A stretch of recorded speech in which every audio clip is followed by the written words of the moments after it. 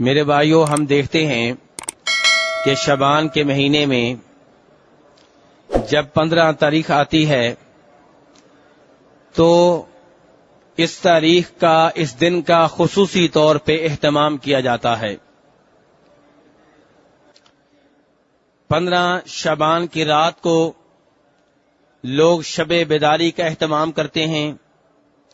رات کو خصوصی طور پہ نفلی نماز ادا کی جاتی ہے، خصوصی طور پہ اجتماعی طور پہ دعا کی جاتی ہے، صلاۃ تسبیح، نماز تسبیح با جماعت ادا کی جاتی ہے، اور لوگ فجر تک جاگتے رہتے ہیں، اپنے آپ کو تلاوت قرآن پاک میں، اللہ تبارک و تعالیٰ کے ذکر میں اور دعاؤں میں مصروف و مشغول رکھتے ہیں۔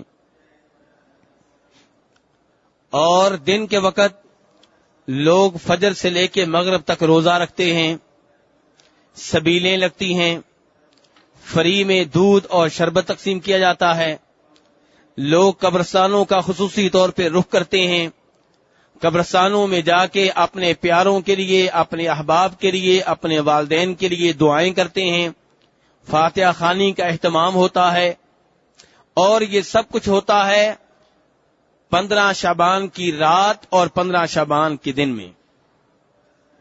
اتنا اہتمام کیوں؟ اس دن کی کیا خصوصیت ہے؟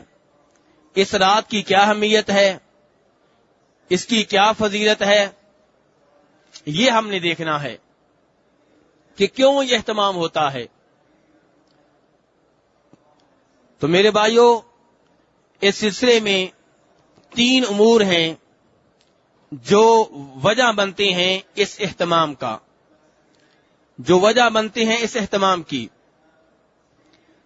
پہلا سبب اللہ تبارک و تعالی کا یہ فرمان، حامیم والکتاب المبین انا انزلناہ فی لیلۃ مبارکۃ انا کنا منذرین فیہا یفرق کل امر حکیم۔ سورہ دخان ہے، اس کی ابتدائی آیات ہیں۔ ان آیات کے سمجھنے میں کچھ لوگوں کو غلطی لگی ہے، اور اس غلطی کا نتیجہ یہ ہے کہ 15 شعبان کی رات اور دن کا خصوصی طور پہ اہتمام کیا جاتا ہے۔ ان آیات کا ترجمہ پہلے آپ کے سامنے رکھ دوں کہ والکتاب المبین، اس کتاب کی قسم، یہ کتاب جو بالکل واضح ہے، جو دین کو بالکل واضح کرنے والی ہے، اس کتاب کی قسم، انا انزلناہ فی لیلۃ مبارکہ، اس میں کوئی شک و شبہ نہیں ہے کہ ہم نے اس کتاب کو، ہم نے اس قرآن کو ایک بابرکت رات میں اتارا ہے۔ کیوں اتارا ہے؟ انا کنا منذرین، ہم یہ چاہتے ہیں کہ لوگوں کو جہنم کی آگ سے ڈرایا جائے، لوگوں کو برے انجام سے ڈرایا جائے، اور ڈر کے وہ سیدھے راستے کی طرف آ جائیں، جنت کے راستے کی طرف آ جائیں۔ وہ بابرکت رات جس میں ہم نے قرآن کو نازل کیا، اس کی ایک اور خصوصیت ہے، اس کی ایک اور اہمیت ہے، وہ کیا؟ فیہا یفرق کل امر حکیم، اس میں فیصلے کیے جاتے ہیں ہر مضبوط کام کے، ہر مضبوط کام کے فیصلے اسی رات میں ہوتے ہیں جس بابرکت رات میں قرآن پاک نازل ہوا ہے۔ اب سوال یہ ہے میرے بھائیوں کہ یہ بابرکت رات جس میں قرآن نازل ہوا، جس میں بڑے بڑے امور کے فیصلے ہوتے ہیں، یہ بابرکت رات کون سی رات ہے؟ کچھ مفسرین، کچھ علماء کرام نے کہا کہ اس سے مراد شعبان کی 15ویں رات ہے، اور یہ وہ تفسیر ہے، یہ وہ شرح ہے اس آیت کی، یہ وہ وضاحت ہے اس آیت کی، جس کی وجہ سے آج لوگ اس رات کا خصوصی طور پہ اہتمام کرتے ہیں، یعنی کہ شب برات کا۔ وہ سمجھتے ہیں کہ اس رات ہمارے فیصلے ہونے ہیں، اس رات فیصلہ ہوگا ہمارے رزق کا، فیصلہ ہوگا ہماری زندگی کا، فیصلہ ہوگا ہماری اولاد کا، فیصلہ ہوگا ہماری بیگم کا، فیصلہ ہوگا ہمارے کاروبار کا، اس لیے خصوصی طور پہ لوگ شب بیداری کا اہتمام کرتے ہیں اور شام سے لے کے فجر تک اللہ تبارک و تعالیٰ کی عبادت میں مصروف رہتے ہیں۔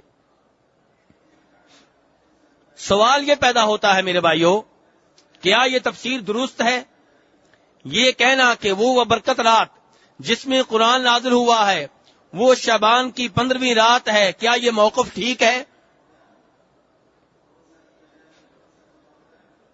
آپ کہیں گے کہ یہ موقف ٹھیک ہے، اس لیے ٹھیک ہے کہ بہت سے علماء کرام نے یہ موقف اپنایا ہے، لیکن میں یہ گزارش کروں گا کہ اگر چند ایک علماء کرام نے یہ موقف اپنایا ہے تو بہت سے علماء کرام نے اس موقف کو رد کیا ہے، اس کو مسترد کیا ہے، اور ان کے ساتھ قرآن پاک بھی ہے۔ قرآن پاک کی کسی آیت کی سب سے بہتر تفسیر وہ ہوتی ہے جو خود قرآن کرے، کیونکہ قرآن کس کا کلام ہے؟ اللہ تبارک و تعالیٰ کا۔ اللہ تبارک و تعالیٰ کے کلام کو اللہ ہی وعدے کر سکتے ہیں۔ اللہ تبارک و تعالیٰ کے کسی جملے کا معنی کیا ہے یہ اللہ تبارک و تعالیٰ خود ہی بتا سکتے ہیں۔ تو قرآن کی سب سے بہتر تفسیر، سب سے بہتر شرح، سب سے بہتر وضاحت وہ ہوتی ہے جو خود قرآن میں آ جائے۔ تو آئیے خود قرآن سے پوچھتے ہیں کہ قرآن جس بابرکت رات میں نازل ہوا وہ رات کون سی ہے؟ سورہ بقرہ میں چلے جائیے، اللہ تبارک تعالیٰ فرماتے ہیں شہر رمضان الذی انزل فیہ القرآن، کہ وہ مہینہ جس میں قرآن نازل ہوا کون سا مہینہ ہے؟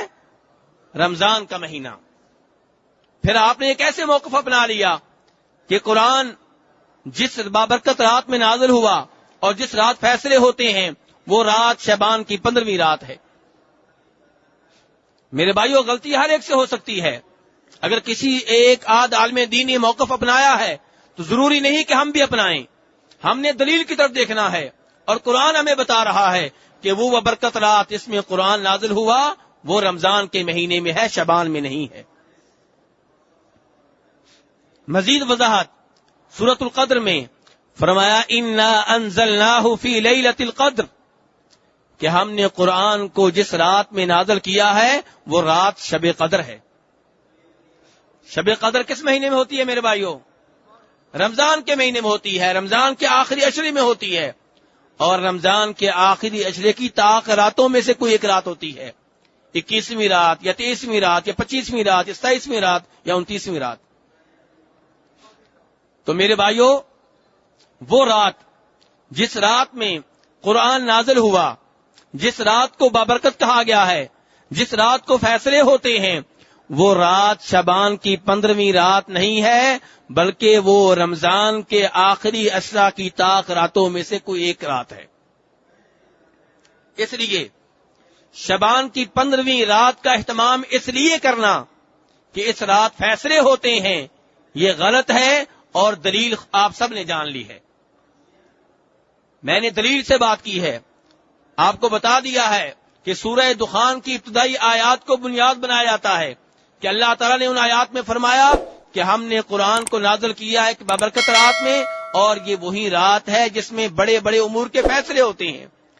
کسی ایک تابعی نے کہہ دیا کہ اس سے مراد شعبان کی 15ویں رات ہے، لوگ اس جانب چل پڑے اور ان بہت سے علماء کرام کو بھول گئے جن کے ساتھ خود قرآن پاک ہے۔ خود قرآن پاک بتا رہا ہے سورہ بقرہ میں، سورۃ القدر میں، کہ وہ رات جس میں قرآن نازل ہوا، وہ رات جس میں فیصلے ہوتے ہیں، وہ رمضان کی رات ہے، وہ شب قدر کی ایک رات ہے۔ دوسرا وہ سبب جس کی وجہ سے شعبان کی 15ویں رات اور شعبان کے 15ویں دن کا اہتمام ہوتا ہے، شب برات کا اہتمام ہوتا ہے، وہ احادیث ہیں جو روایت کی جاتی ہیں۔ اب ہم نے میرے بھائیوں ان چند ایک احادیث کا جائزہ لینا ہے، دیکھنا یہ ہے کہ کیا یہ قابل اعتماد ہیں، کیا یہ صحیح اور مستند روایات ہیں، یا ایسی روایات ہیں جو جناب رسول اکرم صلی اللہ علیہ وسلم کی طرف جھوٹ بول کر منسوب کر دی گئی ہیں۔ اور یہاں پہ ہم نے یہ نہیں بھولنا کہ نبی صلی اللہ علیہ وسلم فرماتے ہیں من کذب علی متعمدا فَلْيَتَبَوَّأْ مَقْعَدَهُ مِنَ النَّارِ، کہ جو میرے اوپر جان بوجھ کے جھوٹ بولے اس کا ٹھکانہ جہنم کی آگ ہے۔ یہ وہ حدیث ہے جس نے محدثین کو اس بات پہ مجبور کر دیا کہ وہ ایک ایک حدیث کو چیک کریں، ایک ایک حدیث کا جائزہ لیں، ایک ایک حدیث کو بیان کرنے والے افراد اور علماء کا جائزہ لیں کہ ان کا اپنا معیار کیا تھا، کیا وہ سچ بولنے والے لوگ تھے یا ان میں سے کوئی ایسے بھی تھے جو جھوٹ بولا کرتے تھے، یا ان کا حافظہ کمزور تھا، یا انہیں غلطی لگ جایا کرتی تھی۔ اگر علماء کرام کو کوئی ایک بھی ایسی حدیث مل گئی جس کے بیان کرنے والوں میں کوئی ایک ایسا عالم دین ہے جس کا حافظہ کمزور تھا یا جس کے بارے میں یہ مشہور ہے کہ وہ جھوٹ بول لیا کرتا تھا، علماء کرام نے اس کی حدیث کو ریجیکٹ کر دیا اور کہہ دیا یہ ضعیف ہے، یہ من گڑت ہے، ہم اسے نہیں مانیں گے، کیونکہ نبی صلی اللہ علیہ وسلم کی طرف ہم نے صرف وہ بات منسوب کرنی ہے جس بات کے بارے میں کوئی شک و شبہ نہ ہو۔ تو میرے بھائیو، شعبان کی 15ویں رات اور شعبان کے دن کے بارے میں، شعبان کے 15ویں دن کے بارے میں جو روایات ذکر کی جاتی ہیں ان میں سے ایک روایت وہ ہے جسے جناب عائشہ رضی اللہ عنہا روایت کرتی ہیں۔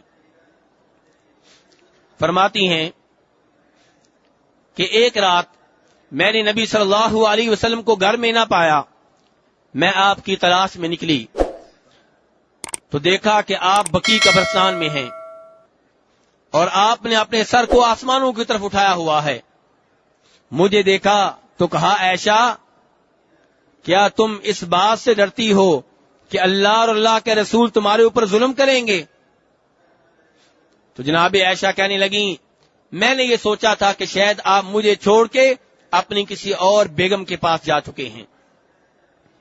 تو نبی صلی اللہ علیہ وسلم نے اس وقت فرمایا کہ اللہ تبارک و تعالی شعبان کی 15ویں رات، شعبان کی 15ویں رات کو آسمان دنیا پہ نزول فرماتے ہیں اور پھر یہ ندا لگاتے ہیں کہ کون ہے جو مجھ سے اپنے گناہوں کی معافی مانگے میں اسے معاف کر دوں،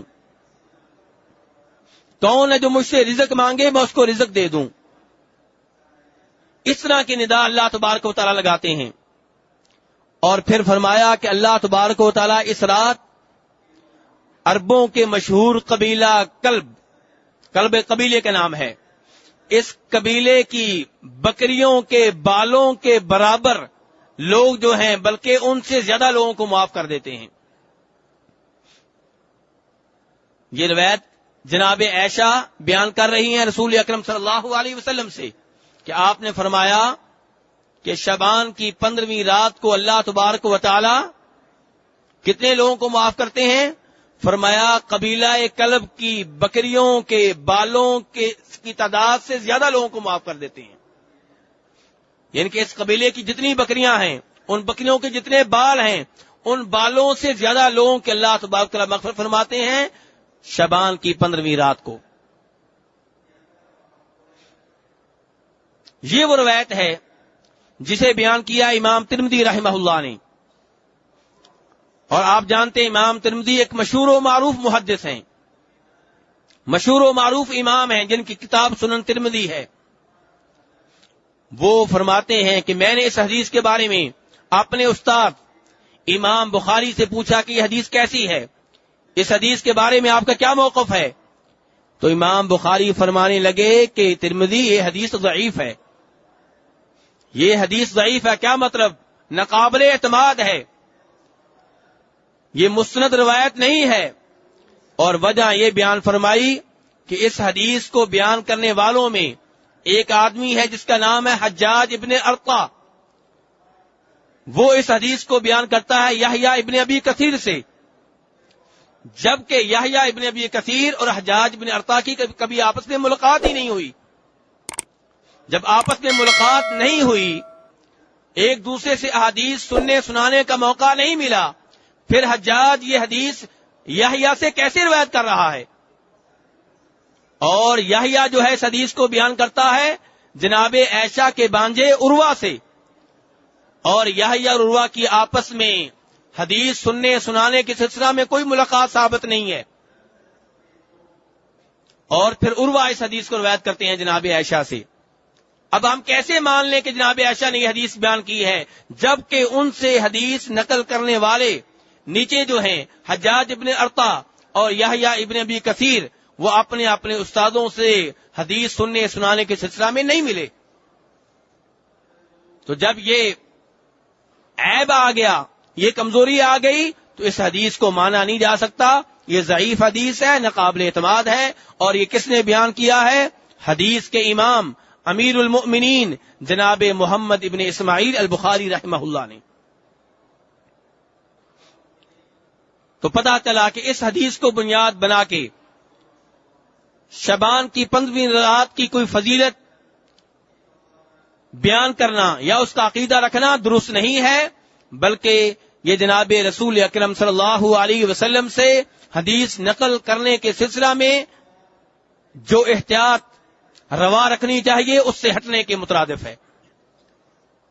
دوسری حدیث میرے بھائیوں جو شعبان کی 15ویں رات کے سلسلے میں بیان کی جاتی ہے، یہ وہ حدیث ہے جسے جناب ابو موسیٰ اشعری روایت کرتے ہیں اور کہتے ہیں کہ نبی صلی اللہ علیہ وسلم نے ارشاد فرمایا کہ اللہ تبارک و تعالی شعبان کی 15ویں رات کو نظر فرماتے ہیں اور اپنی تمام مخلوق کو معاف کر دیتے ہیں، اپنی تمام مخلوق کے گناہوں کو بخش دیتے ہیں سوائے مشرک کے اور سوائے اس مسلمان کے جس کے دل میں دوسرے مسلمان کے بارے میں کینہ ہو اور بغض ہو اور عداوت ہو.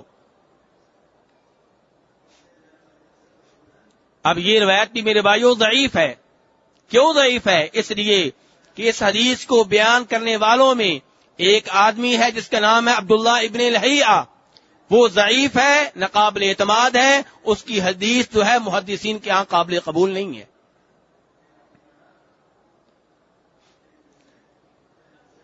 اور تیسری روایت میرے بھائیوں جو اس سلسلے میں ذکر کی جاتی ہے یہ وہ ہے جسے امام ابن ماجہ رحمہ اللہ صحابی رسول خلیفہ راشد جناب علی ابن ابی طالب رضی اللہ عنہ سے روایت کرتے ہیں اور وہ کہتے ہیں کہ نبی صلی اللہ علیہ وسلم نے ارشاد فرمایا کہ جب شعبان کی 15ویں رات ہو تو اس رات قیام کرو، اس رات نفل ادا کرو، اس رات تہجد کی نماز پڑھو اور اس دن کا روزہ رکھو، کیونکہ اس دن اللہ تبارک و تعالی سورج غروب ہونے کے وقت سے لے کر آسمان دنیا پہ نزول فرماتے ہیں اور فجر کے طلوع ہونے تک آسمان دنیا پہ رہتے ہیں اور یہ ندا لگاتے ہیں جو پہلے گزارش کر چکا ہوں کہ کون ہے جو مجھ سے اپنے گناہوں کی معافی مانگے اور میں اس کو معاف کر دوں، کون ہے جسے رزق چاہیے ہو میں اسے رزق دوں،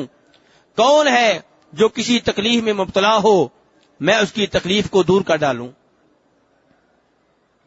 لیکن یہ روایت میرے بھائیوں اس قدر خطرناک ہے کہ یہ ضعیف نہیں ہے بلکہ من گڑت ہے، صاف صاف من گڑت ہے، جعلی حدیث ہے. جناب رسول اکرم صلی اللہ علیہ وسلم کے ذمے جھوٹ بول کے آپ کے ذمے لگائی گئی ہے.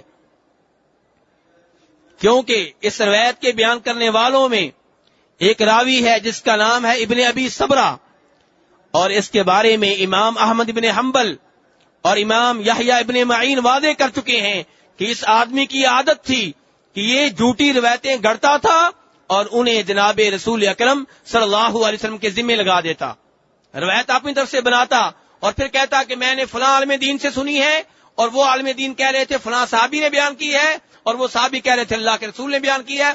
اپنی طرف سے یہ حدیثیں گڑھ لیا کرتا تھا اور اس کی عادت مشہور و معروف تھی. میرے بھائی اس روایت کو بنیاد بنا کے شعبان کی 15ویں رات کی عقیدت رکھنا، اس کی فضیلت کے بارے میں عقیدہ رکھنا کتنا بڑا جرم ہے. کیونکہ نبی صلی اللہ علیہ وسلم فرماتے ہیں جو میرے ذمے ایسی بات لگائے جس کے بارے میں اسے پتا ہو کہ جھوٹ ہے اس کا ٹھکانہ جہنم ہے. اور یہاں آپ کو پتا ہے کہ اس روایت کے بیان کرنے والوں میں ایک ایسا آدمی ہے جو جھوٹا ہے، جس کے بارے میں واضح ہو چکا ہے کہ جھوٹی حدیثیں جعلی حدیثیں بنایا کرتا تھا اور جناب رسول اکرم صلی اللہ علیہ وسلم کے ذمہ لگا دیا کرتا تھا. آپ اس کی حدیث کے اوپر کیسے اعتماد کر سکتے ہیں؟ اور یہاں میں آپ بھائیوں کو بھی خبردار کر دوں کہ آج کل کیا ہوتا ہے، ہمارے موبائل کے اوپر میسج آتا ہے اور اس میسج میں لکھا ہوتا ہے کہ اللہ کے رسول نے فرمایا. اکثر اوقات جھوٹی روایات ہوتی ہیں، من گڑت روایات ہوتی ہیں، اور ہم اسے دوسرے لوگوں کی طرف بھیج دیتے ہیں. نہیں سوچتے، چیک نہیں کرتے، معلوم نہیں کرتے کہ واقعی یہ حدیث موجود ہے کہ نہیں موجود، صحیح روایت ہے کہ ضعیف روایت ہے، صحیح روایت ہے کہ من گڑت روایت ہے. آنکھیں بند کر کے ہم آگے بھیج دیتے ہیں، کیونکہ جس نے ہمیں بھیجا ہوتا ہے وہ میسج، اس نے لکھا ہوتا ہے کہ آپ آگے بھیجیں، آپ کو اتنا ثواب ملے گا. میرے بھائیو، یہ حدیث کا معاملہ ہے، حدیث کا معاملہ ہے. ایک بات کو آپ جناب رسول اکرم صلی اللہ علیہ وسلم کی طرف منسوب کر رہے ہیں، یہ کوئی چھوٹی بات نہیں ہے. آپ کو معلوم ہونا چاہیے کہ جب کافر لوگ دین اسلام کو تلوار کے ذریعے شکست نہ دے سکے تو پھر کئی طرح کی سازشیں مسلمانوں کے خلاف قائم ہوئی. ان میں سے ایک سازش کیا ہے؟ ان کے دین کو خراب کر ڈالو، ان کے دین میں ایسی روایات داخل کر دو جو جناب رسول اکرم صلی اللہ علیہ وسلم نے نہ کہی ہوں، اور داخل کر دی گئیں. اور کبھی یہ ہوا کہ ایسے لوگ جو بظاہر نیک تھے، نماز پڑھنے والے تھے، روزے رکھنے والے تھے، حج کرنے والے تھے، نیت ان کی اچھی تھی، انہوں نے جب دیکھا کہ لوگ دین اسلام سے دور ہو رہے ہیں، قرآن پاک سے دور ہو رہے ہیں، انہوں نے اپنی طرف سے روایات گڑیں. قرآن کی فضیلت میں، سورہ یاسین کی فضیلت میں، سورہ رحمان کی فضیلت میں، سورہ واقعہ کی فضیلت میں، کہ جو سورہ یاسین پڑھے گا اتنا ثواب ملے گا، سورہ رحمان پڑھے گا اتنا ثواب ملے گا، سورہ واقعہ پڑھے گا تو یہ ملے گا. یہ روایات گڑی گئیں نیک نیتی سے تاکہ لوگ دین کی طرف آئیں. نیت نیک تھی لیکن کام بہت برا تھا. نیت اچھی تھی لیکن کام بہت برا تھا. آپ کی نیت اچھی ہونا کافی نہیں ہے، عمل بھی درست ہونا ضروری ہے. اچھی نیت سے آپ غلط کام کرتے رہیں، اسلام اس کو نہیں مانتا. اچھی نیت سے آپ دین اسلام کو خراب کر ڈالیں، اس میں غلط روایات داخل کر دیں، اسلام اس کو نہیں مانتا. ایسے کام ہوئے لیکن اللہ تبارک و تعالیٰ نے دین اسلام کی حفاظت کا ذمہ لے رکھا ہے. اس لیے ان علماء کرام کو پیدا کیا جن علماء کرام نے وعدے کر دیا کہ یہ روایت جھوٹی ہے، یہ من گڑت ہے، یہ جعلی ہے، اور جعلی ہونے کی یہ دلیل ہے.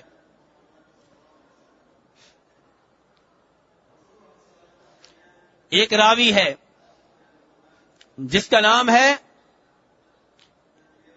ابو عصمہ نوح ابن ابی مریم. اس کا نام ذہن میں رکھیں، ابو عصمہ نوح ابن ابی مریم. اس آدمی نے خود اعتراف کیا، خود اقرار کیا کہ ہاں میں نے بہت سی روایات گڑی ہیں لوگوں کو قرآن پاک کی طرف متوجہ کرنے کے لیے. نیت اس کی اچھی تھی، کام بہت برا تھا. اتنا برا کام کہ پیارے حبیب صلی اللہ علیہ وسلم فرماتے ہیں کہ جس نے میرے ذمے وہ بات جان بوجھ کے لگائی جو میں نے نہیں کہی، اس کا ٹھکانہ جہنم ہے. اب چاہے کسی کی نیت اچھی ہو یا بری ہو، یہ سزا اس کے لیے ہے جس کا اعلان جناب رسول اکرم صلی اللہ علیہ وسلم نے کیا ہے.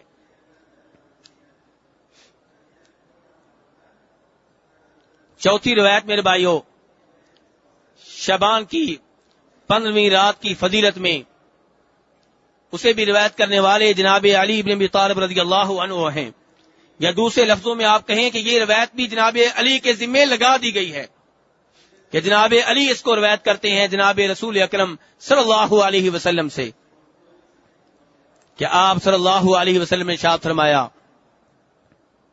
کہ جو شعبان کی 15ویں رات 100 رکعتیں ادا کرے. کتنی رکعتیں میرے بھائیو؟ 100 رکعتیں.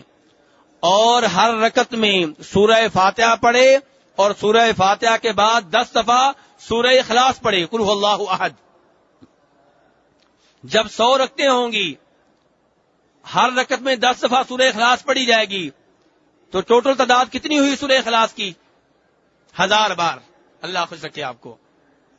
1000 بار سورہ اخلاص پڑھی جائے گی. تو فرمایا جو یہ نماز پڑھے اس کو کیا ملے گا؟ دھیان سے سنیے، یہ جھوٹی روایت دھیان سے سنیے، اس کو کیا ملے گا؟ فرمایا اس رات جو بھی اللہ سے مانگے گا اللہ اس کو دے گا، جو بھی اللہ سے مانگے گا اللہ اس کو دے گا، اور فرمایا اسے 1000 حوریں دی جائیں گی۔ کتنی حوریں؟ 1000 حوریں، اور ہر حور کے پاس 1000 غلام ہوں گے، ہر حور کو 1000 بچہ ملے گا، اور فرمایا جو یہ نماز پڑھے گا اس کو یہ فضیلت بھی ملے گی کہ اس کی والدہ کو موقع دیا جائے گا کہ 1000 افراد کی شفاعت کرے، اس کے والد کو بھی موقع دیا جائے گا کہ 1000 افراد کی شفاعت کرے۔ میرے بھائیوں، یہ روایت بڑے ذوق و شوق سے 15 شعبان کی مجلسوں میں بیان کی جاتی ہے، اور سننے والے سبحان اللہ کہتے ہیں، واہ واہ کرتے ہیں، اور نہ بیان کرنے والے بتاتے ہیں نہ سننے والے ہی جانتے ہیں کہ یہ حدیث بالکل من گڑت ہے۔ اس کے من گڑت ہونے کے بارے میں بہت سے علماء کرام نے خبردار کیا ہے، بلکہ چار علماء کرام کا نام لوں گا جنہوں نے اس حدیث کو، اس روایت کو اپنی ان کتابوں میں نقل کیا ہے جن کا نام ہی انہوں نے یہ رکھا ہے کہ جھوٹی روایتیں۔ عربی میں ان کا نام ہے، ایک کتاب کا نام ہے الموضوعات۔ الموضوعات کا مطلب ہوتا ہے جھوٹی روایتیں۔ اس کو لکھنے والے ہیں حافظ ابن جوزی، وہ اس روایت کو اپنی اس کتاب میں لے کے آئے ہیں اور فرماتے ہیں اس حدیث کے بارے میں کسی قسم کا کوئی شک و شبہ نہیں ہے کہ یہ اللہ کے رسول کے ذمے جعلی طور پہ لگائی گئی ہے، آپ کے ذمے جھوٹ لگایا گیا ہے، رسول اکرم صلی اللہ علیہ وسلم نے یہ روایت بیان نہیں کی ہے۔ حافظ ابن قیم رحمہ اللہ اپنی مشہور و معروف کتاب المنار المنیف میں فرماتے ہیں کہ یہ حدیث من گڑت ہے، اور پھر فرماتے ہیں مجھے تعجب ہوتا ہے ان لوگوں کے اوپر جن کا علم حدیث سے تھوڑا سا بھی تعلق ہے، علم حدیث کو تھوڑا سا بھی جانتے ہیں، اور اس کے باوجود وہ اس روایت کو بیان کرتے ہیں اور اس کے اوپر عمل کرتے ہوئے 100 رکعتوں والی یہ نماز پڑھتے ہیں۔ مجھے ان کے اوپر تعجب ہوتا ہے۔ حافظ سیوطی، امام سیوطی نے اپنی کتاب جو انہوں نے وہ کتاب جس میں انہوں نے جھوٹی روایتیں جمع کی ہیں، وہ بھی اس کتاب میں اس روایت کو لے کے آئے ہیں اور بیان کیا کہ من گڑت روایت ہے، جعلی روایت ہے۔ اور یہی کچھ امام شوکانی نے بھی کیا ہے۔ 4 امام انہوں نے مختلف کتابیں لکھی، ہر کتاب جو ہے وہ کس فن میں ہے؟ جھوٹی روایتیں اس میں جمع کی گئی ہیں۔ اس کے باوجود اس روایت کو بیان کیا جائے، پبلک میں پیش کیا جائے، مشتوں میں بیان کیا جائے، اور یہ وعدے نہ کیا جائے کہ یہ من گڑت ہے، جعلی روایت ہے، تو افسوس کا مقام ہے میرے بھائی، اور خطرہ ہے کہ بیان کرنے والا اس حدیث کے ضمن میں آئے گا جس میں اللہ کے رسول فرماتے ہیں صلی اللہ علیہ وسلم کہ من کذب علی متعمدا فلیتبوأ مقعدہ من النار، کہ جس نے میرے ذمے وہ بات لگائی جان بوجھ کے جو میں نے نہیں کہی، اس کا ٹھکانہ جہنم ہے۔ اب میرے بھائیو، میں یہ بیان کر چکا آپ کے سامنے کہ یہ روایت جھوٹی ہے، من گڑت ہے، اللہ کے رسول اس سے بری ہیں، اللہ کے رسول نے یہ بات نہیں کہی ہے، جناب علی نے یہ روایت نقل نہیں کی ہے، بعد کے لوگوں نے جھوٹ بول کے ان کے ذمہ لگا دی ہے، اور لگانے والے جو ہیں ان کا کوئی سر پیر نہیں ملتا۔ آپ سوچتے ہوں گے کیسے پتہ چل گیا جھوٹی ہے؟ پتہ ایسے چل گیا کہ نیچے سے جو بیان کرنے والے ہیں وہ سارے کے سارے ایسے ہیں جن کو محدثین نہیں جانتے کہ کون لوگ ہیں۔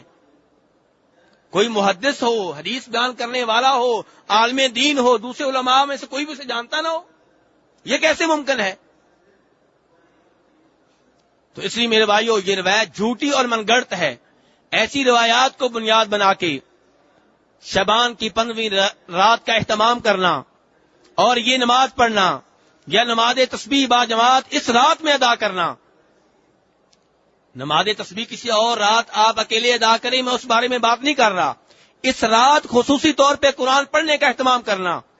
تہجد پہلے آپ نہیں پڑھتے، اس رات پڑھنے کا اہتمام کر رہے ہیں۔ پہلے آپ شب بیداری کا اہتمام نہیں کرتے، اس رات آپ شب بیداری کا اہتمام کر رہے ہیں۔ اجتماعی طور پہ دعا ہو رہی ہے، صدقہ خیرات کیا جا رہا ہے، یہ سب کچھ کیوں ہو رہا ہے؟ اس لیے ہو رہا ہے کہ آپ سمجھتے ہیں کہ اس رات کی کوئی اہمیت ہے، اس رات کی کوئی فضیلت ہے، لیکن یہ فضیلت شریعت نے بیان نہیں کی، یہ اہمیت شریعت نے بیان نہیں کی، پھر آپ یہ عقیدہ کیوں رکھیں؟ یہ عقیدہ رکھنا جرم ہے کہ اس رات کی کوئی اہمیت ہے، کیونکہ یہ اہمیت ثابت نہیں ہے۔ میرے کئی بھائی یہ سوچ رہے ہوں گے، چلے ہم نے مان لیا کہ یہ روایات جھوٹی ہیں، یہ من گڑت ہیں، یہ جعلی ہیں، یہ ضعیف ہیں، یہ کمزور ہیں، ناقابل اعتماد ہیں، لیکن مولوی صاحب ہمیں یہ بتائیے کہ اس رات اگر ہم قرآن پڑھتے ہیں تو کیا جرم ہے؟ اس رات ہم اجتماعی دعا کرتے ہیں تو کیا جرم ہے؟ اس رات صدقہ خیرات کرتے ہیں تو کیا جرم ہے؟ اس رات ہم نماز پڑھتے ہیں تو کیا ہوا؟ 100 رکعتیں نماز ہی تو پڑھی ہے اللہ کے لیے، کون سا کسی قبر والے کے لیے پڑھی ہے؟ یہ سوال کئی لوگوں کے ذہنوں میں آ رہا ہوگا۔ اب میں اس سوال کا جواب دینا چاہتا ہوں، اور اپنے الفاظ نقل کرنے سے پہلے میں چاہوں گا کہ ایک حدیث آپ کے سامنے رکھ دوں تاکہ آپ کو اپنا یہ شبہ زائل کرنے میں آسانی ہو سکے۔ جو روایت بیان کروں گا وہ جھوٹی نہیں ہے، من گڑت نہیں ہے، بلکہ اسے روایت کرنے والے امام بخاری اور امام مسلم ہیں، جن کی حدیث کی کتابوں میں کوئی شک و شبہ نہیں ہے۔ یہ دونوں روایت کرتے ہیں جناب انس ابن مالک سے۔ جناب انس ابن مالک صحابی رسول ہیں صلی اللہ علیہ وسلم، وہ فرماتے ہیں کہ نبی صلی اللہ علیہ وسلم کے 3 صحابہ اکرام نبی صلی اللہ علیہ وسلم کے گھروں میں سے کسی گھر میں آئے۔ نبی صلی اللہ علیہ وسلم کے گھر کہاں تھے میرے بھائیوں؟ اسی مسجد میں جہاں آپ بیٹھے ہوئے ہیں، اسی مسجد کا وہ حصہ بن چکے ہیں۔ اللہ نے آپ کے اوپر، میرے اوپر کتنا بڑا کرم کیا ہے کہ آج ہم اسی مسجد میں بیٹھے ہوئے ہیں۔ یہ اللہ کا احسان ہے، یہ اللہ کا احسان ہے، ورنہ کتنے ہی لوگ ہیں جن کے پاس پیسہ بہت زیادہ ہے لیکن ان کو یہاں آنے کی توفیق نہیں ہوئی۔ تو توفیق دینے والا کون ہے؟ صرف اللہ تبارک و تعالی۔ یہاں پہ بلانے والا کون ہے؟ صرف اللہ، صرف اللہ، اللہ نہیں، صرف اللہ۔ یہ تو سارے کہتے ہیں اللہ، لیکن صرف اللہ کہنا مشکل ہو جاتا ہے لوگوں کے لیے۔ وہی بات ہے جو اللہ تبارک و تعالی نے 24ویں سپارے میں کہی ہے، فرمایا وَإِذَا ذُكِرَ اللَّهُ وَحْدَهُ اشْمَأَزَّتْ قُلُوبُ الَّذِينَ لَا يُؤْمِنُونَ بِالْآخِرَةِ وَإِذَا ذُكِرَ الَّذِينَ مِن دُونِهِ إِذَا هُمْ يَسْتَبْشِرُونَ۔ کہ کچھ لوگ ایسے ہیں ان کے سامنے جب صرف اللہ کا ذکر کیا جائے تو ان کے دل تنگ ہونے شروع ہو جاتے ہیں۔ یہ قرآن کہہ رہا ہے کہ کچھ لوگ ایسے ہیں کہ ان کے سامنے جب صرف اللہ کا ذکر ہو تو ان کے دل بڑے تنگ ہو جاتے ہیں بات سن کے، صرف اللہ کا نام سن کے، لیکن جب اللہ کے ساتھ اوروں کا بھی ذکر ہوتا ہے یستبشرون، پھر بڑے خوش ہوتے ہیں۔ تو اس لیے میں کیا کہہ رہا ہوں، آپ کو یہاں پہ لانے والا کون ہے؟ صرف اللہ، صرف اللہ تبارک و تعالی۔ تو میرے بھائیوں، نبی صلی اللہ علیہ وسلم کے 3 صحابہ کرام آپ کے گھروں میں سے کسی ایک گھر کے باہر آئے، اللہ کے رسول صلی اللہ علیہ وسلم کے بارے میں معلوم کیا، پتہ چلا کہ اللہ کے رسول گھر میں نہیں ہیں۔ جناب عائشہ رضی اللہ عنہا سے پوچھا کہ ام المؤمنین، ہماری ماں، ہم چاہتے ہیں کہ آپ ہمیں بتائیں کہ جناب رسول اکرم صلی اللہ علیہ وسلم کی عبادت کا معمول کیا ہے، آپ کس قدر عبادت کرتے ہیں۔ آپ جانتے ہیں میرے بھائیوں کہ آپ کی کچھ عبادت وہ تھی جو آپ لوگوں کے سامنے کرتے تھے، لیکن عبادت کے کئی حصے ایسے تھے جو آپ اپنے گھر کے اندر کرتے تھے۔ اس لیے انہوں نے مناسب سمجھا کہ یہ سوال آپ کی بیگمات سے کیا جائے۔ چنانچہ جناب عائشہ رضی اللہ عنہا سے سوال ہوا۔ جناب عائشہ رضی اللہ عنہا نے آپ کی عبادت ان کے سامنے رکھ دی۔ اور میرے بھائیوں، آپ جانتے ہیں کہ نبی صلی اللہ علیہ وسلم کی عبادت کیا تھی۔ رات کو عبادت کے لیے کھڑے ہوتے تو اتنی لمبی نماز پڑھتے کہ جناب عائشہ فرماتی ہیں کہ ان کی اس نماز کی لمبائی کے بارے میں اور حسن کے بارے میں مت پوچھو۔ ہمارا آج دھیان کس سائڈ پہ ہے؟ تعداد کی طرف۔ میں نے 20 رکعتیں پڑھ لی، میں نے 40 پڑھ لی، میں نے 60 پڑھ لی، میں نے 80 پڑھ لی، میں نے 100 رکعتیں پڑھ لی۔ میرے بھائیوں، نبی صلی اللہ علیہ وسلم کا اسوہ اور آپ کی سنت یہ نہیں ہے آپ کی سنت کے بارے میں جناب عائشہ کیا کہہ رہی ہیں کہ آپ رات کی نماز پڑھتے، اتنی لمبی پڑھتے، اتنی عمدہ پڑھتے، لا تسأل عن حسنہن وطولہن، اتنی لمبی نماز، اتنی عمدہ نماز کہ اس کے بارے میں سوال کرنے کی ضرورت نہیں ہے۔ اور دوسری روایت میں فرماتی ہیں کہ نماز پڑھتے پڑھتے آپ کے بابرکت پاؤں سوج جاتے، ورم پڑ جاتا۔ میرے بھائیو، ایک اور روایت میں ایک صحابی کہتے ہیں کہ آپ رات کی نماز پڑھ رہے تھے، میں آپ کے ساتھ کھڑا ہو گیا، میں نے سوچا کہ آپ سورہ فاتحہ کے بعد 100 آیتیں پڑھیں گے، پھر رکوع میں چلے جائیں گے، لیکن آپ نے 100 آیتیں کراس کی۔ میں نے سوچا 200 پڑھ لیں گے، آپ نے وہ بھی کراس کر ڈالی۔ میں نے سوچا سورہ بقرہ جب ختم ہو جائے گی تب رکوع میں چلے جائیں گے، آپ نے اگلی سورہ شروع کر دی۔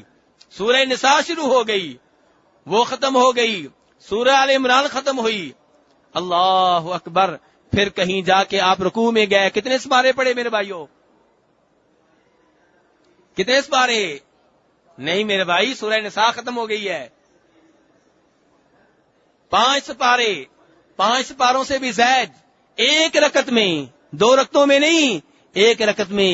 یہ ہے نماز میرے اور آپ کے امام کی، امام اعظم کی، سب سے بڑے پیر کی۔ اور آج لوگ کہتے ہیں کہ میرے پیر جو ہیں ان کو عبادت معاف ہو گئی ہے۔ میرے بھائی، نبی صلی اللہ علیہ وسلم اتنی لمبی نماز پڑھا کرتے تھے، تو جناب عائشہ نے جب آپ کی عبادت کا منظر ان 3 صحابہ کرام کے سامنے رکھا تو انہوں نے آپس میں میٹنگ کی، وہی حجرے کے پاس بیٹھ گئے، ایک دوسرے سے کہنے لگے کہ نبی صلی اللہ علیہ وسلم تو وہ ذات ہیں جن کے بارے میں قرآن کا یہ اعلان ہے، لِيَغْفِرَ لَكَ اللَّهُ مَا تَقَدَّمَ مِن ذَنبِكَ وَمَا تَأَخَّرَ، آپ کی اگلی پچھلی کوتاہیاں، لغزشیں سب کی سب معاف ہو چکی۔ جب آپ اتنی لمبی عبادت کرتے ہیں، اتنی زیادہ عبادت کرتے ہیں، اور ہمارے تو گناہ ہم گن نہیں سکتے، گناہوں کے پہاڑ کھڑے کر رکھے ہیں، تو ہمیں تو عبادت میں اللہ کے رسول سے کہیں آگے ہونا چاہیے۔ یہ ان کی سوچ تھی۔ چنانچہ ایک آدمی اعلان کرتا ہے کہ میں عشاء سے لے کے فجر تک اللہ کی عبادت کیا کروں گا اور اس وقت سویا نہیں کروں گا۔ کیا خیال ہے میرے بھائیو آپ کے اس بارے میں؟ کتنا اچھا پروگرام ہے، عبادت کا پروگرام ہے نا، نعوذ باللہ گانے سننے کا پروگرام نہیں ہے، شراب پینے کا نعوذ باللہ پروگرام نہیں ہے، عبادت کا پروگرام ہے۔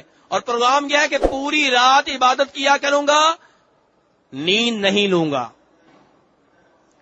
دوسرا صحابی اعلان کرتا ہے کہ میں فجر سے لے کر مغرب تک روزانہ روزہ رکھا کروں گا، ناغا نہیں کروں گا۔ روزہ میرے بھائیوں کتنی عظیم عبادت ہے۔ اور تیسرا اعلان کرتا ہے کہ میں کبھی بھی شادی نہیں کروں گا۔ کیوں؟ صحابی نے سوچا ہوگا کہ شادی کرتے ہیں تو مسائل کھڑے ہوتے ہیں، شادی کرتے ہیں تو بیگم وقت لیتی ہے، شادی کرتے ہیں تو بیگم اللہ کی عبادت سے غافل کر دیتی ہے، شادی کرتے ہیں تو بیگم کے لیے کمانا پڑتا ہے، شادی کرتے ہیں تو بچے پیدا ہوتے ہیں، بچوں کے لیے کمانا پڑتا ہے، تو شادی سے ہی مسائل پیدا ہوتے ہیں، نہ شادی کریں گے نہ مسائل پیدا ہوں گے، نہ رہے گا بانس نہ بجے گی بانسری۔ اب بظاہر یہ بھی بڑا اچھا پروگرام ہے، بڑی اچھی نیت ہے۔ اب اگر ان لوگوں کے ذہن کے مطابق سوچا جائے جو کہتے ہیں کہ شعبان کی 15ویں رات کو ہم جو قیام کرتے ہیں، جو قرآن کی تلاوت کرتے ہیں، جو اجتماعی دعا کرتے ہیں، جو نماز تسبیح پڑھتے ہیں، اس میں حرج کیا ہے؟ آئیے اس کا جواب اللہ کے رسول سے لیں صلی اللہ علیہ وسلم سے۔ جناب رسول اکرم صلی اللہ علیہ وسلم جب گھر واپس آئے، ام المؤمنین عائشہ رضی اللہ عنہا نے ان صحابہ کرام کی گفتگو آپ صلی اللہ علیہ وسلم کے سامنے رکھ دی۔ جناب نبی اکرم صلی اللہ علیہ وسلم نے اہل مدینہ کو اکٹھا کر لیا، خطبہ ارشاد فرمایا اور خطبے میں کہا کہ ان لوگوں کا کیا حال ہے جنہوں نے یہ بات کہی ہے۔ انہیں یاد رکھنا چاہیے کہ میں اللہ کی قسم اٹھا کے کہتا ہوں، میں تم میں سے سب سے زیادہ اللہ تبارک و تعالیٰ سے ڈرنے والا ہوں۔ تم میں سے سب سے زیادہ متقی اور پرہیزگار ہوں. اس سب کے باوجود میں رات کو نماز بھی پڑھتا ہوں, رات کو تہجد بھی پڑھتا ہوں, رات کو سوتا بھی ہوں, دن کو نفلی روزے بھی رکھتا ہوں, ناغے بھی کر لیتا ہوں, میری تو بیویاں بھی ہیں. یہ میری روٹین ہے, یہ میرا طریقہ ہے, یہ میری سنت ہے. جس نے میری سنت سے اعراض کیا وہ مجھ میں سے نہیں ہے. میرے بھائیوں, میرا آپ سے سوال ہے کہ جناب رسول اکرم صلی اللہ علیہ وسلم ان کے اوپر کیوں ناراض ہوئے؟ کیا جرم کیا تھا انہوں نے؟ جرم یہ تھا کہ اللہ کے رسول کو کراس کرنا, وہ عبادت کرنا, اس انداز میں عبادت کرنا جس انداز میں اللہ کے رسول نے نہیں کی. اللہ کے رسول کی سنت یہ ہے کہ رات کو تہجد بھی پڑھیں, سو بھی جائیں. اللہ کے رسول کی سنت یہ ہے کہ نفلی روزے بھی رکھیں, ناغا بھی کر لیں. اور وہ کہہ رہے ہیں کہ ہم روزانہ روزہ رکھیں گے, ناغا نہیں کریں گے, رات کو پوری رات عبادت کریں گے, نیند نہیں لیں گے. یہ نبی صلی اللہ علیہ وسلم کی سنت سے, آپ کے طریقے سے اعراض ہے.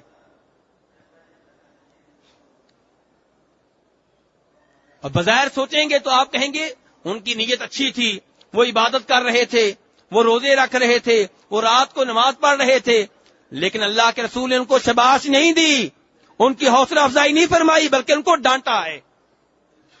میرے بھائیوں, یہی معاملہ ہے ان کاموں کا, ان بدعتوں کا جن سے ہم آپ کو روکتے ہیں اور آپ کہتے ہیں ان میں حرج کیا ہے, مسئلہ کیا ہے.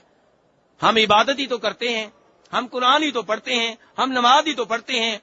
میرے بھائی, آپ 15 شعبان کو اہمیت دے رہے ہیں, اس رات خصوصی طور پہ نماز کا اہتمام کر رہے ہیں, قرآن پاک کی تلاوت کا اہتمام کر رہے ہیں. اس کا مطلب یہ ہے کہ آپ یہ عقیدہ رکھتے ہیں کہ اس رات کی خصوصی اہمیت اور فضیلت ہے, اور اس رات کو جو آپ 100 رکعتیں پڑھ رہے ہیں وہ اللہ کے رسول نے نہیں پڑھی, آپ کے صحابہ کرام میں سے کسی ایک نے نہیں پڑھی, 4 اماموں میں سے کسی امام نے نہیں پڑھی. پھر وہ چیز کیسے دین بن گئی جو اللہ کے رسول کے زمانے میں دین نہیں تھی, جو صحابہ کرام کے زمانے میں دین نہیں تھی. یہاں یہ بھی بتا دوں کہ یہ 100 رکعتوں کے اوپر مشتمل نماز, اس کی ابتدا کب ہوئی؟ سن 448 میں. کس سال ہوئی میرے بھائیو؟ سن 448 میں. یعنی کہ نبی صلی اللہ علیہ وسلم کے دنیا سے چلے جانے کے کتنے سال بعد؟ 436 37 38 کے بعد. یعنی کہ 400 سال سے زائد کا عرصہ گزر چکا ہے, اس نماز کا کوئی وجود نہیں ہے. کسی صحابی نے یہ نماز نہیں پڑھی, کسی تابعی نے یہ نماز نہیں پڑھی. اس کے بعد سن 448 میں فلسطین سے تعلق رکھنے والا, فلسطین کے شہر نابلس سے تعلق رکھنے والا ایک شخص جس کا نام ہے ابن ابی الحمراء, وہ بیت المقدس میں آتا ہے, مسجد اقصی میں آتا ہے, تلاوت بڑی اچھی کرتا ہے, آواز اس کی بڑی خوبصورت ہے. اس نے اس رات وہاں پہ نماز شروع کی. اس کی عمدہ تلاوت کو دیکھ کے, اس کی اچھی تلاوت کو دیکھ کے ایک آدمی اس کے ساتھ کھڑا ہو گیا نماز پڑھنے کے لیے. پھر دوسرا آیا, پھر تیسرا آیا, پھر چوتھا آیا. جب نماز ختم ہوئی اچھی بڑی تعداد اس کے ساتھ تھی. اگلے سال پھر اس نے یہ نماز پڑھی, پھر تعداد بڑھتی چلی گئی, اور پھر اس بدعت نے اتنی جڑ پکڑی کہ آج جو اس بدعت سے روکتا ہے لوگ اس کو مجرم کی نگاہوں سے دیکھتے ہیں کہ یہ مجرم ہے. مجرم کی نگاہوں سے اسے دیکھا جاتا ہے جو روکتا ہے, جو نہیں پڑھتا ہے. یعنی کہ جو بدعت تھی اسے سنت بنا دیا گیا, اور جو سنت تھی اسے بدعت بنا دیا گیا. میرے بھائیو, آئیے آپ کے سامنے ایک اور روایت رکھوں, شاید اس سے آپ کو سمجھ آ جائے کہ وہ امور, وہ کام جن سے آپ کو روکتے ہیں اور آپ کہتے ہیں اس میں حرج کیا ہے. آئیے آپ کو بتاؤں کہ ان میں کیا حرج ہے. یہ تیجا, یہ 7واں, یہ 40واں, یہ برسی اور اس طرح کی یہ ساری بدعتیں, ان کے پیچھے کیا خطرناک امور ہیں جن کی وجہ سے ہم آپ کو اس سے روکتے ہیں. میرے بھائیوں, اگر ان بدعتوں کو قبول کر لیا جائے تو دین اسلام بگڑ جائے گا, دین اسلام تبدیل ہو جائے گا, دین اسلام میں تحریف ہو جائے گی. میرے بھائیوں, اگر ان بدعتوں کو قبول کر لیا جائے تو اس کا مطلب یہ ہوگا کہ آپ کہنا چاہتے ہیں کہ یہ عبادت جو میں کر رہا ہوں, یہ نیکی جو میں کر رہا ہوں, یہ میری سمجھ میں آئی ہے, میرے مولوی صاحب کی سمجھ میں آئی ہے. نعوذ باللہ, رسول اکرم صلی اللہ علیہ وسلم نہیں بتا سکے میری سمجھ میں آ گئی، آپ کی عقل میں یہ نہیں آئی.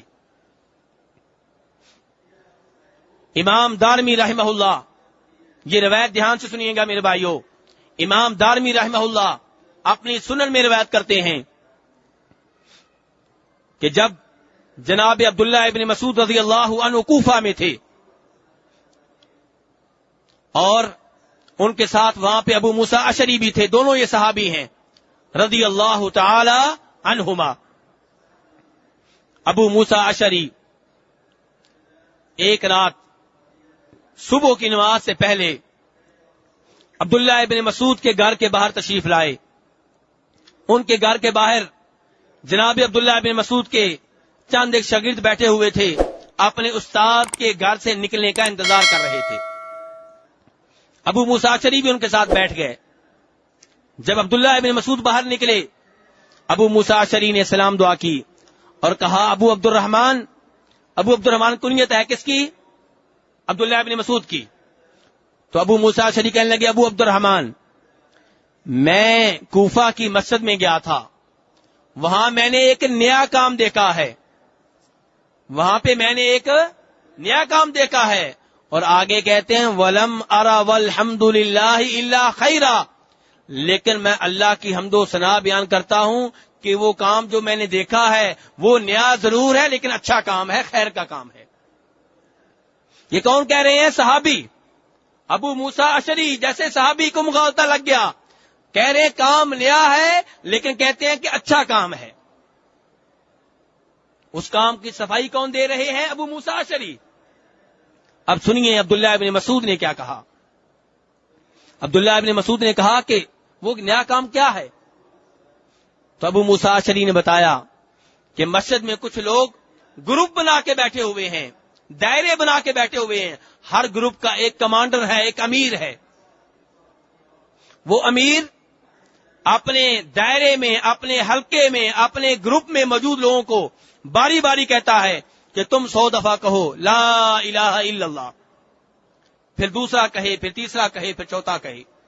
لا الہ کا وظیفہ ہو گیا، اب 100 دفعہ کہو اللہ اکبر، وہ بھی ہو گیا. اب 100 دفعہ کہو سبحان اللہ، وہ بھی ہو گیا. یہ وظیفہ کر رہے ہیں اور کنکریوں کے اوپر گن رہے ہیں.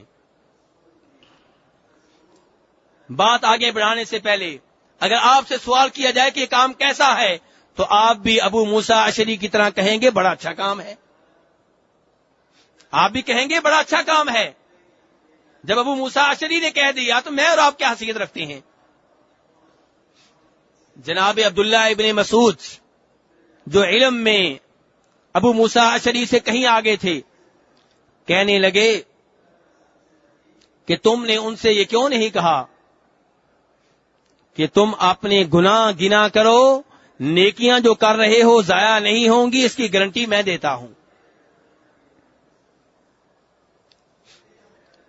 اس کے بعد عبداللہ ابن مسعود سب کے ساتھ چلے اور کوفہ کی مسجد میں آ گئے. یہ لوگ جو دائرے بنا کے بیٹھے ہوئے تھے ان کے اوپر کھڑے ہو گئے، ان کو غور سے دیکھنے لگے. دیکھتے رہے پھر ان کو ڈانٹتے ہوئے کہا ما ھذا الذی اراکم تصنعون، یہ کیا کر رہے ہو؟ وہ آگے سے کہنے لگے ابو عبد الرحمن، ہم اللہ کی تسبیح بیان کر رہے ہیں، اللہ اکبر کا وظیفہ کر رہے ہیں، لا الہ کا وظیفہ کر رہے ہیں اور اس وظیفے کو کنکریوں کے اوپر گن رہے ہیں. عبداللہ ابن مسعود نے ان کو شاباش نہیں دی، ان کی حوصلہ افزائی نہیں فرمائی، بلکہ اپنی ڈانٹ کو جاری رکھتے ہوئے کہا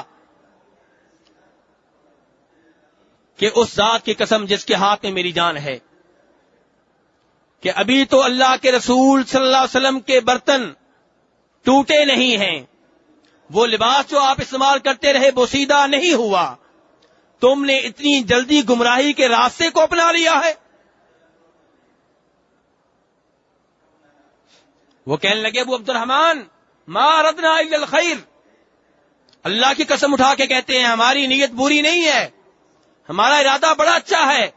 آج لوگ یہی کہتے ہیں 15 شعبان شب برات کو عبادت کا اہتمام کرنے والے، سبیلیں لگانے والے، 100 رکعتیں ادا کرنے والے، شبینہ پڑھنے والے، نماز تسبیح کا اہتمام کرنے والے شب برات کو یہ کام کرنے والے کیا کہتے ہیں؟ ہماری نیت بڑی اچھی ہے. تو یہ آگے سے کیا کہہ رہے ہیں عبداللہ ابن مسعود سے کہ ما اردنا الا الخیر، ہمارا خیر کے علاوہ کوئی ارادہ نہیں ہے، نیک ارادہ ہے، اچھا ارادہ ہے. عبداللہ ابن مسعود نے فرمایا وَكَم مِّن مُرِيدٍ لِلْخَيْرِ لَن يُصِيبَهُ، تمہارے جیسے کتنے ہی ایسے ہیں جن کی نیت بڑی اچھی ہوتی ہے، جن کا ارادہ بڑا اچھا ہوتا ہے، لیکن جو کام کر رہے ہوتے ہیں وہ کام اچھا نہیں ہوتا، وہ کام اچھا نہیں ہوتا. معلوم یہ ہوا کہ کوئی بھی نیکی آپ کریں اس میں دو چیزوں کا ہونا ضروری ہے. نمبر ایک، نیت آپ کی اچھی ہو، ریاکاری کا پروگرام نہ ہو، نیت آپ کی ٹھیک ہو، اور دوسرے نمبر پہ آپ کا وہ جو عمل آپ کر رہے ہیں اس کے اوپر جناب رسول اکرم صلی اللہ علیہ وسلم کی مہر لگی ہوئی ہو. جب ان لوگوں نے اپنی یہ صفائی دی کہ ہماری نیت بہت اچھی ہے، تو عبداللہ ابن مسعود نے جو آگے سے جواب دیا، میرے بھائیو یہ جواب اپنے ذہن میں لکھ لیں، پھر آپ کبھی وہ کام نہیں کریں گے جو بدعت ہوگا. عبداللہ ابن مسعود نے فرمایا دیکھو تم دو حالتوں سے خالی نہیں ہو، تمہاری حالت دو حالتوں میں سے ایک ہے. وہ کیا؟ کہ یا تو تم نے وہ راستہ نکالا ہے، وہ طریقہ نکالا ہے جو نبی صلی اللہ علیہ وسلم کے دین سے بہتر طریقہ ہے، تم وہ راستہ وہ طریقہ نیکی کا نکالنے میں کامیاب ہو گیا ہو، تم وہ عبادت ایجاد کرنے میں کامیاب ہو گیا ہو جو اللہ کے رسول صلی اللہ علیہ وسلم نہیں دے کے گئے تھے، اور یا پھر تم نے آج گمراہی کا دروازہ کھول دیا ہے. اب وہ کیا جواب دیتے؟ یہ تو نہیں کہہ سکتے کہ ہم اللہ کے رسول سے زیادہ سیانے ہیں، آپ سے زیادہ سمجھدار ہیں، کہ عبادت کی جو بات اللہ کے رسول نے نہیں بتائی ہم بتا رہے ہیں. تو بات پھر ایک ہی تھی کہ گمراہی کا دروازہ کھول رہے تھے. اب میرے بھائیو آپ کہیں گے اس میں جرم کیا تھا؟ جرم کیا تھا؟ اللہ اکبر کہنا کوئی جرم تو نہیں ہے، لا الہ الا اللہ کہنا کوئی جرم تو نہیں ہے، سبحان اللہ کہنا بہت اچھی بات ہے، میں بھی مانتا ہوں اچھی بات ہے. لیکن ذکر اذکار کی محفل یوں قائم کرنا، نئے انداز میں گروپ بنا کے، ایک امیر بنا کے، پھر کنکریوں کے اوپر گرنے کا یہ اہتمام، یہ نیا طریقہ، یہ اللہ کے رسول نے نہیں سکھایا، یہ صحابہ کرام میں سے کسی صحابی نے نہیں کیا، اور جو کام اللہ کے رسول نے نہیں کیا، صحابہ کرام نے نہیں کیا، وہ دین نہیں ہو سکتا. اسی لیے کل میں نے گزارش کی تھی کہ ذکر کی محفلیں قائم ہوتی ہیں اور لوگ کیا کہتے ہیں؟ ہو یہ کون سا ذکر ہے میرے بھائی؟ ہو کا معنی کیا ہے؟ وہ کیا ذکر ہوتا ہے؟ کیا اللہ کے رسول نے یہ ذکر بتایا ہے؟ کیا صحابہ کرام میں سے کسی ایک صحابی نے یہ ذکر کیا ہے؟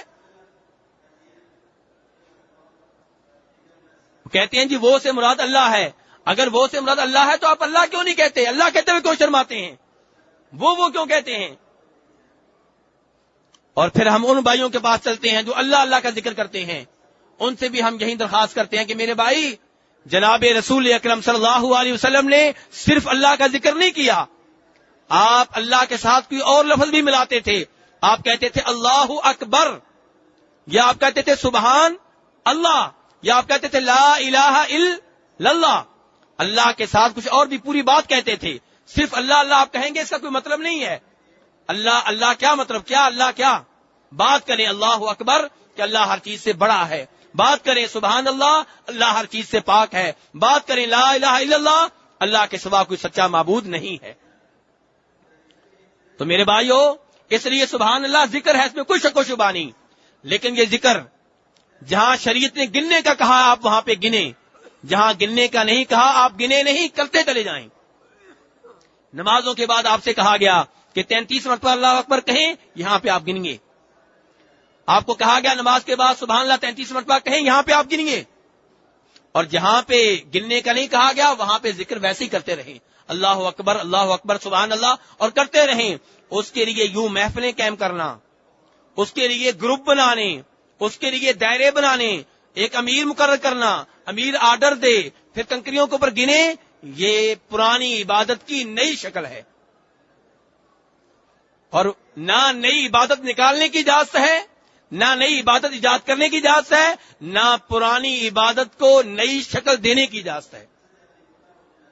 اس کی ایک مثال آپ کو دیتا ہوں، پہلے بھی دی تھی۔ درود شریف ہے، درود شریف یقیناً بہت بڑی عبادت ہے، اور اس کی فضیلتیں ہی فضیلتیں ہیں، رحمتیں ہی رحمتیں ہیں، برکتیں ہی برکتیں ہیں، فائدے ہی فائدے ہیں، کسی کو انکار نہیں، ہر مسلمان پڑھتا ہے۔ لیکن پھر کچھ لوگوں کو کیوں کہا جاتا ہے کہ یہ درود کے منکر ہیں؟ اس لیے کہا جاتا ہے کہ وہ اس چیز کا انکار کرتے ہیں جس کو آج سنت بنا دیا گیا ہے۔ میرے بھائی، درود شریف 24 گھنٹے پڑھیں، بہت اچھی بات ہے، 24 گھنٹے پڑھیں، بہت اچھی بات ہے، لیکن کچھ اوقات کو درود پڑھنے کے لیے اسپیشلی طور پہ مخصوص کرنا، یہ اختیار مجھے اور آپ کو نہیں ہے، یہ اختیار کس کو ہے؟ جناب رسول اکرم صلی اللہ علیہ وسلم کو۔ اور آپ نے یہ کیا، آپ نے بتایا کہ اذان کے بعد میرے اوپر درود پڑھو، آپ نے بتایا کہ تشہد میں میرے اوپر درود پڑھو، آپ نے بتایا کہ جمعہ کے دن میرے اوپر خصوصی طور پہ درود پڑھا کرو، آپ نے بتایا کہ جنازے میں دوسری تکبیر کے بعد کیا پڑھا جائے گا؟ درود شریف پڑھا جائے گا۔ یہ اوقات، یہ جگہیں کس نے خاص کی ہیں؟ جناب رسول اکرم صلی اللہ علیہ وسلم نے۔ اور آپ نبی ہیں، آپ رسول ہیں، آپ کو حق حاصل ہے۔ لیکن ہم نے کیا کیا؟ ہمارے ملکوں میں کیا ہوتا ہے، ہمارے ہاں کیا ہوتا ہے کہ اذان سے پہلے ایسے درود پڑھا جا رہا ہوتا ہے کہ جیسے درود اور اذان ایک چیز ہوں، جیسے اللہ کے رسول نے کہا ہو کہ اذان سے پہلے درود میرے اوپر پڑھا کرو۔ ایسے ہوتا ہے کہ نہیں ہوتا؟ یعنی کہ درود پڑھنے کا اہتمام جو اذان کے بعد ہونا چاہیے تھا وہ وہاں پہ نہیں ہے، بلکہ اذان سے پہلے ہے، الٹ چل پڑے ہیں ہم۔ اب جب ہم اس سے روکتے ہیں کہ یہ طریقہ مت اپناؤ، لوگ الزام لگاتے ہیں کہ نعوذ باللہ درود کے منکر ہیں۔ نہیں میرے بھائی، درود کا کوئی مسلمان منکر نہیں ہو سکتا۔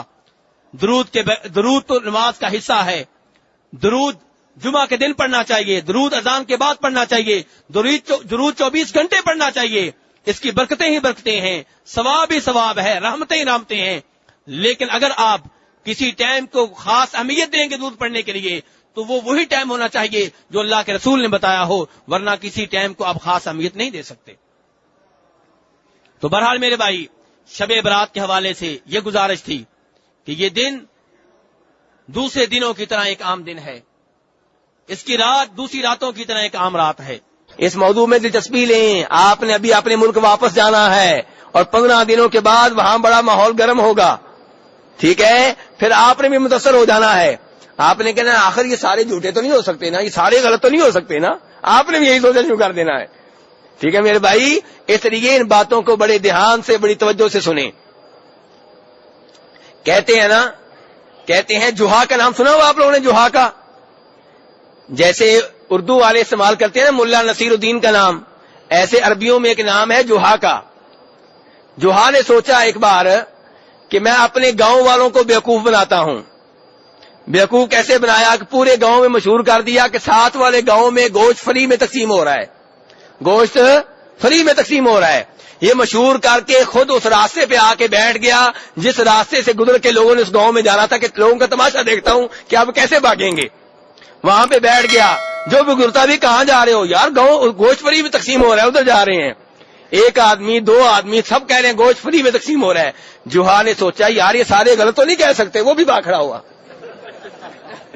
تو میرے بھائی یہ صورتحال ہوتی ہے کہ ضروری نہیں کہ جو بات مشہور ہو جائے وہ واقعی صحیح ہو، آپ تحقیق کریں، چیک کریں، حوالہ مانگے، قرآن پاک کا حوالہ مانگے، حدیث کا، صحیح حدیث کا حوالہ مانگیں۔ تو میرے بھائی شب برات کے تعلق سے جب آپ دیکھیں گے نا کہ سارے چینلز کے اوپر آپ دیکھیں گے، کوئی بھی چینل کھول لیں، ہر چینل کے اوپر شب برات کا ذکر ہو رہا ہے، تو آپ نے کہنا ہے سارے چینل غلط تو نہیں ہو سکتے نا؟ ایسے ہی نا، ایسے ہی کہنا ہے آپ نے جوہا کی طرح کہ سارے غلط نہیں ہو سکتے۔ میرے بھائی نہیں نہیں نہیں نہیں، چینلز دین نہیں ہے، قرآن و حدیث موجود ہے، اس میں آیت دیکھیں کس آیت میں اس کی فضیلت آئی ہے، کس حدیث میں آئی ہے۔ اور اللہ تعالیٰ کرے کہ مجھے یاد رہے، یہ روایات بیان کرنے کے بعد میں قرآن کی طرف بھی آؤں گا کہ چند آیتوں کو بھی لوگوں نے دلیل بنایا ہے، میں وعدے کروں گا کہ ان کی صحیح تفسیر کیا ہے۔ تو بہرحال میرے بھائی ایک اور روایت بیان کی جاتی ہے، کیا کہ فرمایا نبی صلی اللہ علیہ وسلم نے کہ رجب جو ہے یہ اللہ کا مہینہ ہے. کیا روایت بیان کی جاتی ہے؟ رجب کس کا مہینہ ہے؟ اللہ کا. اور شعبان میرا. اللہ کے رسول کہتے ہیں میرا. بھئی آپ نے سنی ہے، یہ کیوں نہیں تعاون کرتے میرے ساتھ؟ اب بیان تو کریں نا کہ رجب اللہ کا مہینہ، شعبان میرا مہینہ، اور رمضان میری امت کا مہینہ. یہ روایت بھی بیان کی جاتی ہے تاکہ لوگ جو ہیں وہ رجب میں بھی بدعات کریں اور شعبان میں بھی بدعات کریں. میرے بھائی یہ روایت بھی من گڑت ہے، اسی لیے امام ابن الجوزی نے اس کو اپنی اس کتاب میں جگہ دی ہے جس کا نام ہے الموضوعات. کیا مطلب؟ من گڑت روایتیں. کتاب کا نام کیا ہے؟ من گڑت روایتیں. انہوں نے جمع کر دی ہیں تاکہ لوگ ان کے فتنہ سے بچ سکیں. تو میرے بھائی یہ من گڑت روایت ہے. اور اس کا معنی کے اوپر بھی غور کر لیں. یہ کیسے ہو سکتا ہے کہ جو مہینہ اللہ کا ہو وہ اللہ کے رسول کا نہ ہو؟ اللہ کے رسول تو اللہ کے تابع ہیں. جس مہینے کے بارے میں اللہ نے کہہ دیا میرا مہینہ ہے، وہی مہینہ اللہ کے رسول کا ہوگا. یہ کوئی برابر کی دو ہستیاں نہیں ہیں، بلکہ اللہ کے رسول اللہ کے نیک بندے ہیں، سب سے افضل، سب سے اعلیٰ، لیکن اللہ کے کیا ہیں؟ بندے ہیں. جو چیز اللہ کو پسند ہے وہی اللہ کے رسول کو پسند ہے، جو چیز اللہ کو محبوب ہے وہی چیز اللہ کے رسول کو محبوب ہے. میرے بھائی آخری دو روایتیں جو من گڑت اور جن کا من گڑت ہونا بالکل واضح ہے شب برات کے تعلق سے. کہتے ہیں جی اللہ کے رسول نے کہا تھا جناب علی سے کہ علی جو شعبان کی 15ویں رات کو 100 رکعتیں پڑھے. کتنی رکعتیں؟ آپ میں سے کس نے پڑھی ہوئی ہیں 100 رکعتیں؟ شعبان کی 15ویں رات کو ہے کسی نے پڑھی ہو؟ کوئی بھی نہیں ہے. جو ایک بھائی مل گیا جی، وہ ادھر بھی بھائی ہیں. چلیے سنیں یہ روایت کہ آپ نے جناب علی سے کہا کہ شعبان کی 15ویں رات کو جو 100 رکعتیں پڑھے اور ہر رکعت میں سورہ فاتحہ کے بعد 10 بار سورۃ الاخلاص پڑھے، قل اللہ احد. کتنی دفعہ ہوگی سورہ اخلاص 100 رکعتوں میں؟ کتنی دفعہ ہو گئی؟ 1000 بار. کتنی دفعہ ہو گئی؟ 1000 بار. فرمایا اس انداز سے 100 رکعتیں ادا کرے. تو فرمایا اے علی کہ جو یہ کام کرے گا اللہ تعالیٰ اس کی ہر اس حاجت کو پورا کر دیں گے جو اللہ سے مانگے گا. جو بھی اللہ سے مانگے گا اللہ پورا کر دیں گے. اس نے 100 رکعتیں ادا کی ہیں. امام ابن الجوزی نے اس روایت کو اپنی اس کتاب میں جگہ دی ہے جس کا نام کیا ہے؟ الموضوعات. امام سیوطی نے اس کو جگہ دی ہے اس کتاب میں جس کا نام ہے العالی المصنوعہ. یہ بھی من گڑت روایتوں کے بارے میں ہے. شوکانی نے بھی اس کو اس کتاب میں جگہ دی ہے جو من گڑت روایتوں کے بارے میں ہے. ابن القیم نے اس کو جگہ دی ہے المنار المنیف میں، یہ بھی ضعیف اور من گڑت روایتوں کے بارے میں ہے. 4 اماموں نے اس روایت کو اپنی ان کتابوں میں جگہ دی ہے جو من گڑت روایات کے لیے مخصوص ہیں. اور ابن الجوزی کہتے ہیں کہ ہمیں کوئی شک نہیں ہے اس روایت کے من گڑت ہونے کے بارے میں. کیا کہتے ہیں؟ ہمیں کوئی شک نہیں ہے. اور کہتے ہیں کہ کتنی عجیب بات ہے کہ اگر اس کے اوپر عمل کرنا چاہیں تو عمل بھی بڑا مشکل ہے کہ کئی راتیں چھوٹی ہوتی ہیں جیسے آج کل ہیں. کہتے ہیں چھوٹی راتوں میں 100 رکعتیں ادا کرنا 10 دفعہ سورہ اخلاص پڑھ کے فجر تک یہ ویسے ہی مشکل ہو جائے گا. اگر صحیح طرح ادا کی جائیں جیسے نماز پڑھنے کا حق ہوتا ہے تو یہ ویسے ہی مشکل ہو جائے گا. اور امام ابن القیم کہتے ہیں کہ اگر کوئی آدمی ایسا ہے جس کے پاس حدیث کا تھوڑا سا بھی علم ہے، وہ اس روایت سے دھوکہ کھاتا ہے اور اس کو اوپر عمل کرتا ہے تو لگتا ہے کہ اس نے صحیح معنوں میں حدیث کا علم حاصل نہیں کیا. اس نے حدیث کے علم کی بو صحیح معنوں میں نہیں سونگی. اور میرے بھائی آخری روایت کیا بیان کی جاتی ہے کہ جو شعبان کی 15ویں رات کو 12 رکعتیں ادا کرے. کتنی؟ پہلے کتنی تھی؟ 100. اب تھوڑی سی ڈسکاؤنٹ ہو گئی ہے. کتنی ادا کرے؟ 12 رکعتیں. اور ہر رکعت میں سورہ فاتحہ کے بعد 30 بار پڑھے سورہ اخلاص. ہاں جی بات ادھر ہی آ گئی ہے. چلو 30 دفعہ پڑھے سورہ اخلاص تو اس کو کیا ملے گا؟ بقول اس من گڑت روایت کے اس کو اپنی جگہ سے اٹھنے سے پہلے دکھا دیا جائے گا کہ جنت میں تمہارا ٹھکانہ کون سا ہے.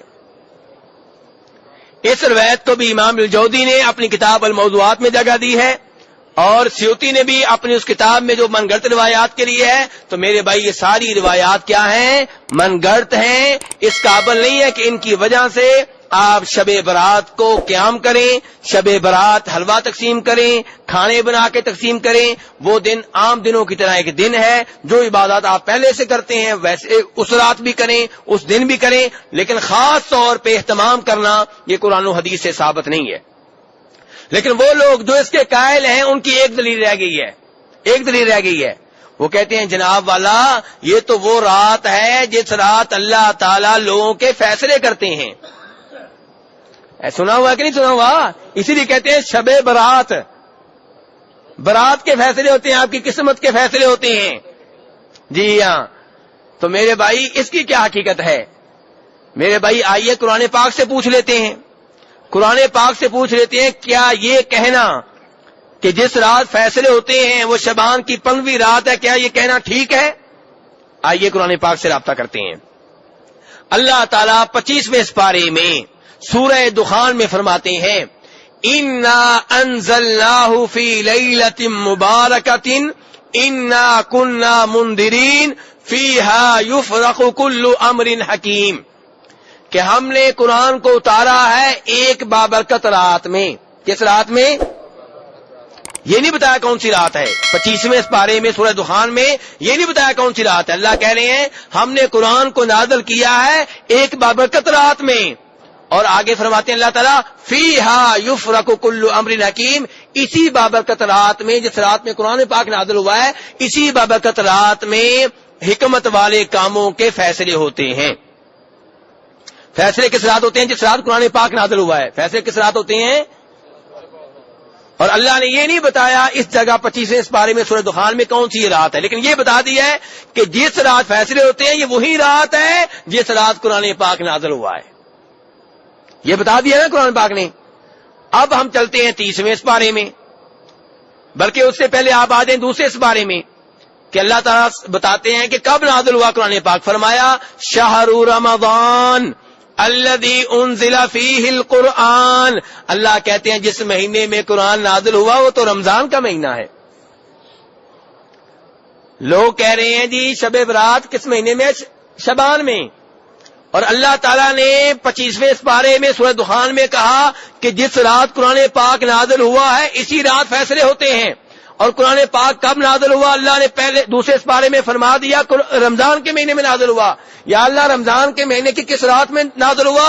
30ویں سپارے میں آ جائیں اِنَّا أَنزَلْنَاهُ فِي لَيْلَةِ الْقَدْرِ. فرمایا قرآن کو ہم نے نازل کیا شب قدر میں. شب قدر کس مہینے میں ہوتی ہے؟ رمضان میں. رمضان کی آخری 10 دنوں کی جو طاق راتیں ہیں یہ شب قدر بنتی ہیں. کبھی یہ کبھی وہ، کبھی 21ویں، کبھی 23ویں، کبھی 25ویں، کبھی 27ویں، کبھی 29ویں. میرے بھائی اب آپ ایمانداری سے مجھے فتوا دیں کہ جس رات فیصلے ہوتے ہیں وہ شعبان کی رات ہے کہ رمضان کی رات ہے؟ رمضان کی رات ہے. ایتیں میں نے پڑھ دی ہیں، حوالے میں نے آپ کو دے دیے ہیں. اللہ تبارک و تعالی ہمیں ہر قسم کی بدعات سے بچائیں اور قرآن و حدیث کے اوپر عمل کرنے کی توفیق عنایت فرمائے.